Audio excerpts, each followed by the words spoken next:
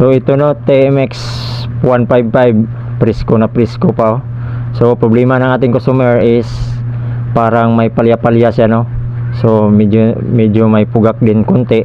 So bagong pinatune up daw ito, tapos yun pa rin, meron pa rin mga palya-palya sa kanyang andar. So ang ginawa lang natin ito ay sinerbisingan natin yung sakit ng CDI, kasi minsan ito ay nagkukorosyon lalo na pag matanda na yung motor natin. Tapos ito ang ginawa ko, nilinisan ko, tapos lagyan ko ng wire para sisikip siya ng konti. So yun lang ginawa natin no. Tapos yung spark plug cap ay pinalitan na din natin kasi may corrosion siya ng konti. So isa din yan sa mga palya-palya ng konti. Basta goods lang yung andar nating makina, walang problema sa mga compression at saka fuel system.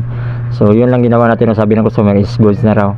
So yun lang ang ginawa natin. So baka mangyari to sa mga motor nyo. Yun lang ang mga basic